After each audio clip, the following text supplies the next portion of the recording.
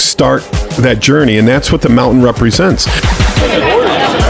400 grand in your bank account. Famous. Good for you. Your house is going to be paid off, but you're not going to be rich.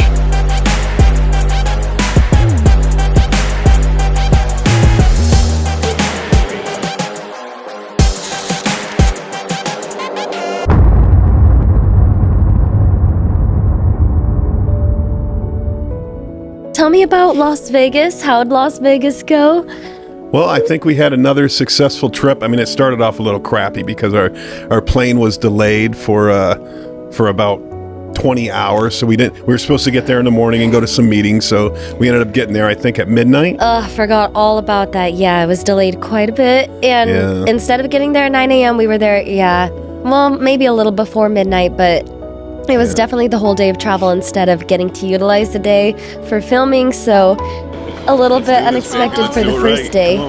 But I got to the casino first night. So we go to the casino. So we stay at the Old International Hotel, which is now the Westgate. The Westgate Hotel. And because I gamble so much, they give us a suite. So they've always given me a suite, but I wanted a balcony suite. And in order to get a balcony suite, you got to go to the 29th floor. That's the only balcony in the whole hotel. I don't know if you had an outside one or what. I think this is actually It goes to the 30th floor. That's Elvis's floor. Oh, this is it. This only goes to 2 floors, 30th and 29th. So we're on 29? Yeah, we're on 29. Yeah. Nice. We're one below Elvis. We should bang on the ceiling. Yeah. Get up. Last time I know you're still up there. And that's the floor below Elvis's suite. Yeah. Right? So they give us, we're not sure exactly what we're going to get, right? So we get our keys, right? I told them that we're going to have 4 people sleeping there. And so we get our keys to the room and we open up the room and there's like 2 double beds in a room. I'm like, this better not be our, we dreamed for years going to the 29th floor and we finally get there and it's 2 double beds in a room. The floor below us was way better, way better.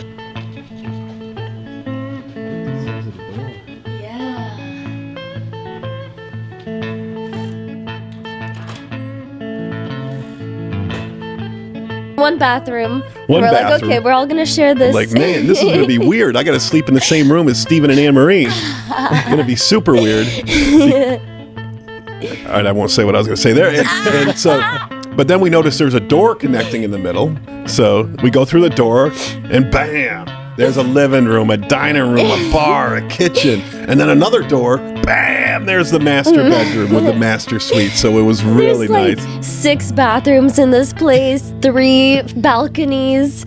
It was incredible. Yeah, it was a great room. It was a fantastic room. So and fantastic view. That was incredible, wasn't it? yeah, we could see all of Vegas from our balcony, and it's when you can see the mountains, you can see Vegas. Yes. It's, oh my gosh, we gotta talk about the mountains. But also we could see Elvis's room from our balcony, which is always really cool because we love Elvis, and it feels like Elvis in that entire hotel. It's just incredible. But when we were looking at the mountains, we were talking about climbing up them and the journey that we're all on. Bring me back to that moment. Yeah. I think what we kind of manifested there was that we're sitting. I don't even know how far we were from the mountains. 20 miles from the mountain. 20 miles. I don't even know how far do you think we were? I think a lot more than that. I think probably 100. Don't you think? 100 miles? Maybe. I don't know. Yeah. I don't know how to judge that. All I can see is these huge mountains in the horizon. Right, and we're 20 miles, or you're 100 miles away. I was only 20 miles away. I don't know. and that was what we were saying is life's journey, right? You start off on this journey, 100 miles away from your goal, your destination, and then you got to climb the mountain. But until you start, the day you decide to start to become successful, to become profitable, to become a great man, to become a better person, to become a better human, to become, more responsible in life, it's a journey. It just doesn't happen in one day. It takes a long time to get there, right? Yes, it's a whole mountain. And that's not even including the miles that it takes you to trek the city or the town or the landscape until you get to the bottom of the mountain. And then we saw, the horizon of like the skyscrapers and how they lined up next to these mountains. They're just gigantic. They're huge and they're beautiful and magnificent. And it's like, this is the journey that you have to embark on all the way up. It's so rigorous, really. And it takes a long time. It takes a lot of effort. And so to get to the top of that mountain is what we call success. But success is different in everybody's mind, right? Success, you got to define your own success. Yeah. But it's a journey. It's a 20-year journey. If it's to get rich, if it's to be successful, it's to be financially independent. It's a 20-year journey. But there's so many people that I know that don't start that journey, that don't start saving money, that don't start, implementing the fact that you need to be in constant state of learning, right? Yes. That you always need to be learning. And constantly working on yourself, pulling yourself up. You got to put yourself back on your own 2 feet. You got to pull yourself out of bed. You got to make your bed. I mean, all of these little efforts that it takes to actually pull yourself up a mountain. If you picture rock climbing up something like that, and you put it into practical terms, it's like, what can I do every single day that's actually helping me grow? Even if it's just one thing, trying one new thing or doing one thing better than I did yesterday. Yeah. And I'm going to say that I don't think I started my journey until I was in my 40s. So if I can encourage anybody, anybody in their 20s and their 30s and in their teens, can you imagine? Yeah. If you started when you're 15 to go on that journey, to put down the Xbox controller. Right. And recognize it's just a journey of all the way through life. Right. You could, in 3 weeks worth of YouTube videos, you can have a whole college education, on one topic. You can just better yourself. Your goal needs to be better tomorrow than you are today. And if you're sitting home playing Xbox, if you're not saving money, I don't know how many people I got on the journey of saving money. And in order to even go on a journey too, I mean, it really is imperative you have goals. You have to have a goal. If it's saving money, if it's improving your reading, if it's, becoming more fit, whatever your goal is, anything that you want to learn. I mean, YouTube has so much that you can learn. And then there's a million other platforms and e-courses and books. And books, absolutely. I mean, you have to start that journey, and that's what the mountain represents. That the start of the journey is getting to the base of that mountain. Right. So, and it takes forever. It takes forever for people to make that decision in their mind that they're going to change, right? Because it takes a lot of change. And ultimately, you're the only one who can do it. You're in control of it yourself. You're in control of every single decision that you make every single day. Right, but once you start that journey, I mean, I have people texting me like when they save their first $1,000. Yeah. And these are like 35-year-old people that never, that don't have $1,000 saved up. Yeah. And they're so proud of themselves, and I'm proud of them. And then it goes to 2,000, then to 5,000. They're calling me. When they get to 10,000, they're texting me with big celebration hugs, and and that just keeps going up and up and up. I know saving money is one of the biggest principles that you've taught us, and that you teach to everybody that I hear you talk to. And that was something that we were specifically talking about at the base of the mountain. I mean, you can talk about it across the board of life, but when it comes to investing and what you're talking about now, what else does this mean to you? I mean, it means it's everything to stop living day to day or week to week or paycheck to paycheck and be able to be financially free and control your own destiny.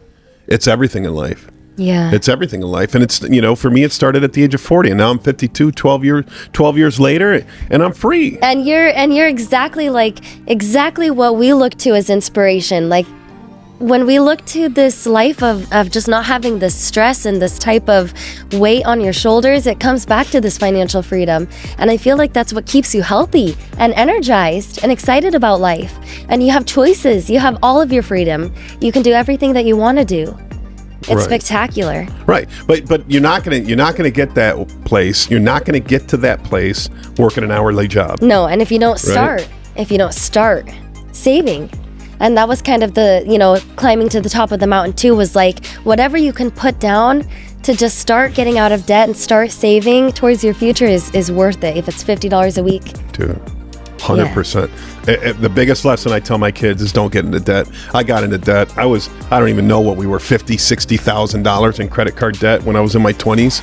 I mean, it's ridiculous. It just handcuffs you. It buckles you into that debt roller coaster, and you just can't get out of it because you just don't make enough money to get out of it, right? And the only solution is, I don't know, bankruptcy. There's no good solution, but those credit card companies, they reel you in. They reel you in just like the master fishermen they are. And they start you off with 0% for a year, and then it's 28.97. It's just freaking ridiculous. It's so stupid. It is so stupid. That's the number one thing that I would tell myself too. If I could go back, I just wouldn't accept any debt at all. And it's really not worth it. You don't need debt at all. You don't need it at all. And you don't need college either. College, that's another thing. I was so stupid when I went to college free. I went to college for free. And when I was in college, they came to me and says, Mr. Schultz, you have a student loan that you can get, and we'll give you $10,000 right now. And I'm like, and when do I pay that back? They're like, I don't know, 5 years when you get a job. I'm like, hell yeah, give me that money. Did I need the money? No. Yeah. But when I graduated college, I was $22,000 in debt, which is very little. When I hear people that are 100 grand in debt, 200 grand in debt, I was 22,000 in debt. Cost me $333 a month for 10 years. Wow. And it's money that you know what I did with it? I opened a business with it. So maybe it was a smart move. I don't know. I opened a business with it. That's what you did with the 10 grand that you got? I ended up getting 20 grand. What was that business that you opened? That was my first liquidation store. Okay. Yeah, I used that money. I opened a business, which I guess would be one of the best things you can do because the interest rate for student loans were like low. 3%. They were very little. So I couldn't go get a bank loan. If I walked into a bank and said I need a business loan, they'd have kicked me in the ass and sent me strolling. But a student loan, they'd give that shit for no problem. That is probably the smartest thing that you could have done. So that's great advice. If you are in this predicament, if you are going to do it, at least if you're taking on debt, use it to start a business. Use it to make money so that you can make yourself money, not make somebody else money. I mean, if you'll either work for somebody else's dream or you'll make your own dream happen. Yeah, find your niche and just hammer your niche, man. Hammer your niche and be the best. It's all about content. Right? It's all about putting yourself out there. It's all about marketing. It's all about, working hard, dedicating yourself to a business. Doing something you love, being passionate about it. I mean, Jeff Bezos talks about if you don't actually adore the work that you're doing, you're never going to find great fulfillment and deep joy doing it. You need to have something that brings you light and passion, something that you can work on for a long time that's going to inspire you.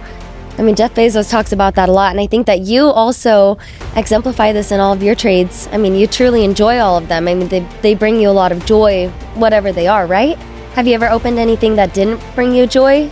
Yeah, lots of things. Yeah. But that's life as an entrepreneur, right? I mean, I've opened 100 businesses and only 5 of them worked, right? But I've tried. You know what? I try, and I try again. And I'm trying again right now because I have a business that's closing, and I'm going to open up some new businesses, right? I'm going to keep throwing shit against the wall until I can't work anymore. Right. And I'm going to keep doing it. And sometimes you hit a home run, sometimes you strike out. You don't know what the problem is? If you don't go to fucking bat, you can't hit a home run. That's the real message here. I got people like, oh, you're so lucky, right? You're so lucky that you're doing well in business. Meanwhile, the person's an engineer making 80 grand a year telling me I'm lucky. I'm like, no, you went to college. You chose a career. You're in your career. Good for you. You're going to retire with 400 grand in your bank account. Good for you. Your house is going to be paid off. Good for you. But you're not going to be rich. Yeah. You're not going to be rich unless you decide to open up your own engineering firm, unless you decide to go out on your own and do your own shit. Don't call me lucky.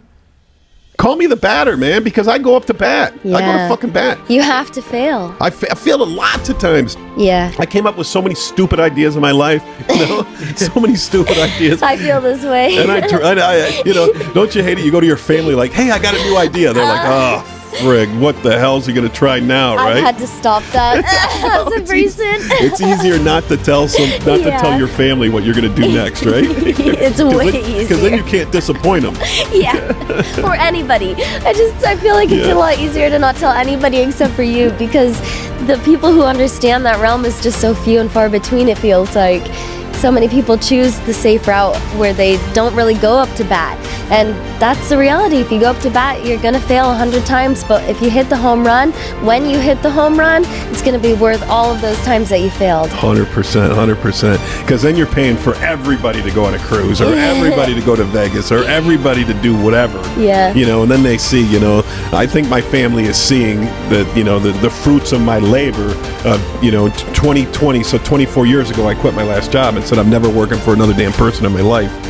And, and now in the last few years, it's been financially super rewarding because businesses that I bought, created 20 years ago are now starting to pay off. Buildings, real estate, investments that I, made 20 years ago are now starting to pay off. And that's why it's the mountain, right? Yes. That's why it's the mountain. That's why the mountain takes 20 years to climb, right? You can't climb a mountain in a day. All these get rich quicks or quick scams, or I'm going to open a t-shirt company, or I want passive income. I want to sit on the beach and make passive income. That shit ain't real. That stuff's not real. What's real is you find a business, you put your nose in it, you bust your ass. There was a period of 10 years, I don't even know, 10 years that I worked 7 days a week, never took a day. I took vacations in that, but I never took a day. If there was an available day to work, I worked. Right. You were always hustling. Yeah, and maybe once or twice a year I'd go on a week's vacation, but I worked. I don't know what to do when I'm home. If I'm home on a Sunday, I don't know what to do. I'm like, what do I do? That's a good problem to have. Right? That's an active mind. Yeah, so I got to work. I got to go to work. Where are you going? Work. Why are you going to work? I got to work. I got to somebody's got my money, right? It's Grant Cardone. Right. Somebody's got my money. Yeah. Right? Is he works like somebody's going to take it away from you, or is that someone else? That's a Grant Cardone thing. Yeah. He's getting a lot of negative press right now, so I don't know if I should reference him. But anyways, I like that saying. And Grant Cardone changed my life because Grant Cardone, when I first moved to Florida, said, you got to get your money right. Yeah. And he was talking about a guy who was complaining about 13 cents at a Starbucks. Right. And the guy's complaining that he didn't get his change back, and he tapped him on the shoulder and says, buddy, you got to get your money right because 13 cents won't matter to you. Yeah. Right? It won't matter to you. Yeah. And he's right, man. You got to get it right. And it's the mountain. It's the journey. It's the 20-year journey. And until you decide to go on that journey, there's nobody else to blame but yourself.